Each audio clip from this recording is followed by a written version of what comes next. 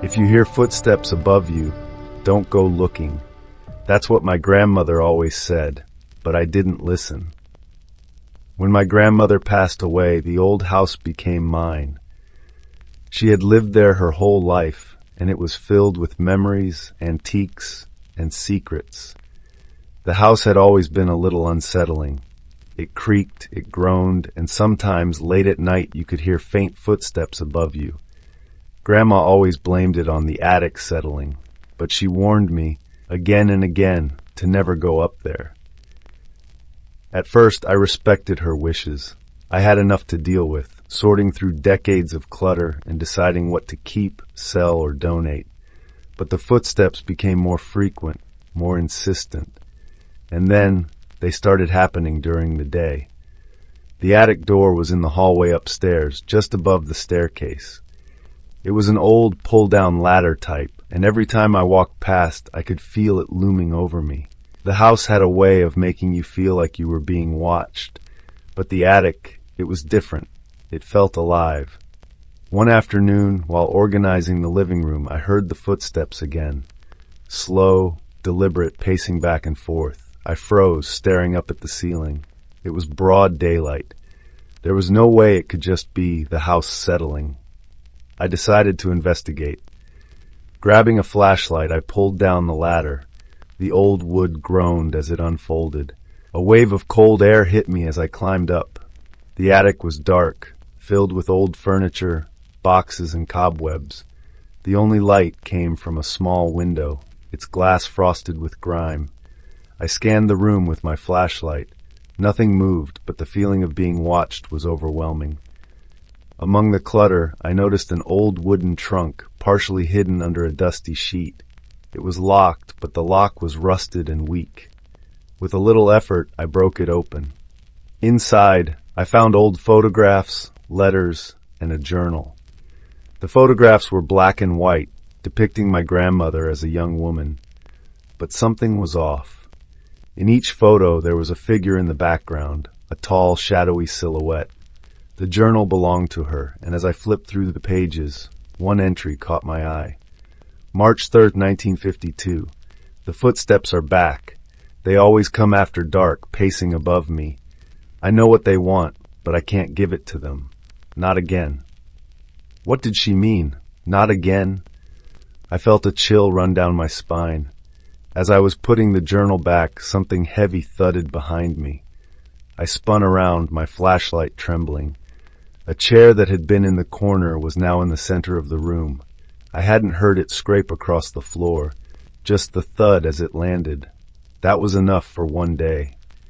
I climbed down and slammed the attic door shut, vowing to never go back up. But the house had other plans. That night, the footsteps were louder. They weren't just pacing, they were stomping. I lay in bed, clutching the covers, my heart racing. Then I heard it, the attic door creaking open. I bolted upright. My bedroom door was slightly ajar, and through the gap I saw the ladder unfold, its hinges screaming. Something was coming down. I wanted to scream, but fear paralyzed me. The footsteps descended the ladder, slow and deliberate. I saw shadows stretching across the hallway floor. Whatever it was, it stopped just outside my door. The air grew colder. My breath fogged in front of me. Then the shadow moved away, heading toward the living room. I stayed frozen until the first light of dawn. When I finally mustered the courage to leave my room, the house was deathly silent. The attic door was shut, the ladder folded away as if nothing had happened. I knew I couldn't keep living like this. I needed answers. I returned to the attic during the day, this time determined to uncover the truth. I brought the journal with me, flipping through the entries as I searched. One page had a crude drawing of the shadowy figure, with the words, "It demands payment," scrawled beneath it. In the far corner of the attic, I found a loose floorboard. Beneath it was a small metal box. Inside was a bundle of letters, much older than the others. They weren't addressed to my grandmother, but to someone named Samuel, her older brother. The letters detailed a dark pact. Samuel had been sick, and my grandmother had turned to someone for help. The shadowy figure had healed him, but at a cost. The payment was supposed to be Samuel, but he died in an accident shortly after. The debt, it seemed, remained unpaid. As I read, the attic grew darker, the air heavier. The shadows around me seemed to shift, closing in. Then the footsteps started again. This time they were running, racing toward me. The attic door slammed shut. My flashlight flickered and died, plunging me into darkness. A voice whispered in my ear, low and guttural. "You owe me," I screamed, fumbling for the ladder. The shadows grabbed at me, cold and unyielding. I don't know how, but I managed to break free and scramble down. I didn't stop running until I was outside, gasping for air under the morning sun. I've since moved out of the house, leaving everything behind. I've considered selling it, but who would buy a place like that? Some nights, I still hear footsteps, even though I'm miles away. They're faint but unmistakable, as if the house is calling me back. I've tried to forget, but one thing haunts me the most. Among my grandmother's belongings, I found one final note, hidden in the journal. It read, "The debt is never truly paid, it just passes to the next."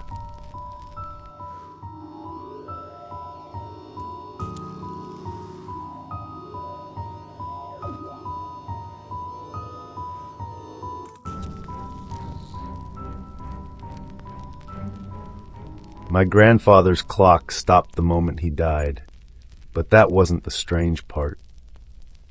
The clock, a towering antique passed down for generations, was the centerpiece of our family home. Its brass pendulum swung with a rhythm so steady it felt like the house's heartbeat.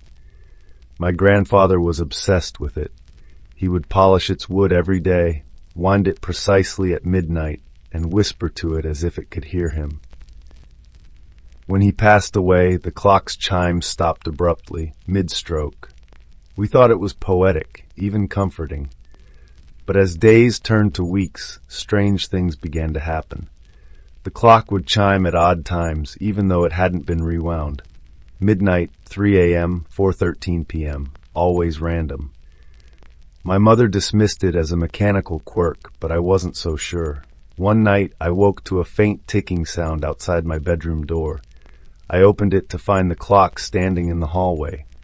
Its pendulum swung, but its hands pointed to 3:33, a time it had never struck before.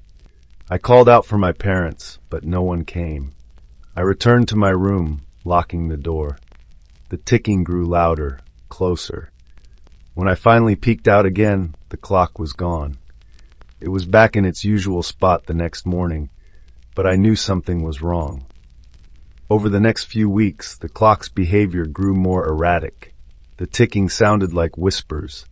Objects around the house moved on their own, always toward the clock. My grandfather's photograph fell off the wall one day, shattering the glass, and I swore I saw his reflection in the clock's face. The whispers weren't just inside the clock anymore. I started hearing them in other parts of the house. Late at night, they drifted through the walls, sometimes echoing my name. I tried to convince myself it was my imagination, but the sensation of being watched was inescapable. I'd wake up to find small objects rearranged, books, utensils, even chairs, all subtly angled toward the clock in the living room. One night, unable to sleep, I approached the clock. Its hands spun wildly, faster than humanly possible. The whispers grew louder. "Fix it," they hissed. "Fix the time." I stepped back, but the room seemed to warp, pulling me toward the clock. My hands moved on their own, opening the glass face. The gears inside weren't mechanical anymore. They pulsed, alive, like veins carrying dark liquid. The clock's shadow stretched across the room, growing impossibly tall. I felt the air thicken, pressing against my chest. The whispers turned into screams. They weren't just angry, they were desperate. My grandfather's voice joined them, trembling and urgent. "You must fix it," he pleaded. "We're running out of time." "What happens if I don't?" I shouted back, tears streaming down my face. The shadows moved, revealing glimpses of twisted faces trapped in the clock's reflection. Their mouths gaped in silent agony. "You'll join us," my grandfather's voice said, faint now, like a fading echo. "We all will." Terrified, I turned the hands, trying to align them to midnight. The clock resisted, its gears grinding and groaning as if alive. The shadows clawed at my arms, leaving icy streaks of pain. With one final turn, the clock struck 12. The house shuddered as the chime echoed, and then silence. The whispers stopped. The shadows receded. The room was still. The next morning, the clock was gone. In its place was my grandfather's journal, open to a single page. It read, "The clock must never stop. If it does, it'll need another soul to keep it ticking." I packed my belongings and moved out that very day. But the story didn't end there. A week later, I received a package. Inside was a pocket watch, old and tarnished, with a note, "Keep it wound. Always." I've done as instructed, but the ticking follows me wherever I go. It's louder at night, sometimes accompanied by faint whispers. I've tried to ignore it, but the weight of its presence is suffocating. Now, years later, I dream of the clock. In those dreams, I see my grandfather, his face etched with sorrow. He points to the hands, which are stuck at 11:59, and whispers, "Time is running out." I'm afraid that one day, the ticking will stop, and when it does, I know it will come for me.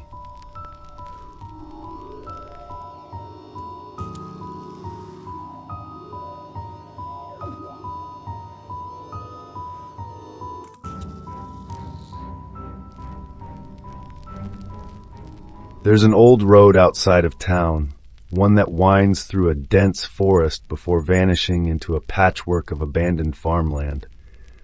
Locals call it Hunter's Hollow, but it's been years since anyone's hunted there, at least not for game. That stretch of asphalt is cracked and overgrown. Its only visitors the occasional daredevil teenager or a lost delivery driver. I'd never been out there myself, though I'd heard the stories. People said strange things happened on Hunter's Hollow. Cars breaking down without reason, muffled voices in the woods, lights flickering in empty fields. I never paid much attention to the rumors. That is, until I ended up with a delivery there. It was a slow Tuesday evening at the diner where I worked. I was just about to clock out when the call came in. The voice on the other end was low and raspy, barely above a whisper. They ordered a steak dinner, rare, and a slice of apple pie. "Delivery to 114 Hunter's Hollow," the voice said, sending a chill down my spine. I hesitated. "That's pretty far out. Are you sure you're in our delivery area?" "I'll make it worth your while," the voice promised, and before I could argue, they hung up. My boss didn't think twice about it. "A paying customer's a paying customer," he said, shoving the takeout bag into my hands. The drive was uneventful at first. The radio sputtered in and out of static, and the GPS struggled to keep up, but I didn't mind. It wasn't until I turned onto Hunter's Hollow that things started to feel wrong. The trees loomed tall and close, their branches intertwining overhead to block out the moonlight. The air grew colder, and my headlights seemed weaker, swallowed up by the darkness. The road narrowed, forcing me to slow down, and every bump and crack made the car shudder. About a mile in, I saw something in the distance. A figure standing by the side of the road. My first thought was that it might be the customer. But as I got closer, I realized it was a man dressed in an old-fashioned black suit and top hat. His face was pale and gaunt, his eyes sunken. He raised one hand as if to wave, but it wasn't a friendly gesture. It felt more like a warning. I drove past him without stopping, my hands gripping the wheel tightly. When I glanced in the rearview mirror, he was gone. By the time I reached 114 Hunter's Hollow, my nerves were shot. The house was a decrepit old farmhouse, its windows dark and its porch sagging. A single lantern flickered by the front door, casting long, dancing shadows. I parked the car and grabbed the bag, hesitating for a moment before stepping out. The air felt heavier here, like it was pressing down on me. I walked up to the door and knocked. The sound echoed unnaturally, as if the house were hollow inside. For a long moment, there was no response. Then the door creaked open on its own. "Hello," I called out, peering into the darkness. No answer. Just the faint smell of something metallic, like rust or blood. I should have turned around right then, but something compelled me to step inside. Maybe it was curiosity. Maybe it was the promise of a good tip. Whatever it was, I'd regret it. The interior was worse than the outside. The walls were lined with peeling wallpaper, and the floorboards groaned under my weight. The lantern outside barely illuminated the entryway, and beyond that was nothing but darkness. "I've got your food," I said, my voice trembling. Still no response. I set the bag on a nearby table and turned to leave, but the door slammed shut behind me with a force that made the whole house shake. The lantern went out, plunging me into complete darkness. "Hello?" I called out again, my voice cracking. This time I got an answer, a low, guttural whisper that seemed to come from everywhere at once. "Stay." My heart pounded as I fumbled for my phone, desperate for light. When I turned on the flashlight, I wished I hadn't. The walls were covered in deep scratches, as if something with claws had been trying to escape. The metallic smell was stronger now, making my stomach churn. And then I heard it, footsteps upstairs, slow and deliberate. I backed toward the door, praying it would open, but it wouldn't budge. The footsteps grew louder, closer, until they stopped at the top of the staircase. I shone my light up the stairs, but there was nothing there, just empty space. Then a face appeared in the beam of light, pale, featureless, and too close. I screamed and stumbled backward, dropping my phone. The light went out, leaving me in darkness once more. I don't know how long I was there, paralyzed with fear. The whispers continued, growing louder and more insistent. They spoke of things I couldn't understand, things I didn't want to understand. Finally, the door creaked open, and a sliver of moonlight spilled in. I didn't wait to question it. I bolted out of the house, leaving the food, my phone, and my sanity behind. As I ran to my car, I saw the man in the black suit again, standing in the middle of the road. This time, he wasn't waving. He was pointing, his bony finger aimed directly at me. I jumped into the car and sped away, not daring to look back. When I returned to the diner, I told my boss everything. He just shook his head. "You're not the first delivery driver to come back with a story like that," he said. "Hunter's Hollow, it's not on any map, and it's best you don't try to find it again." I quit the next day. But sometimes, late at night, I'll hear that whisper in my dreams, and I'll wake up with the smell of rust in my nose and the weight of unseen eyes watching me.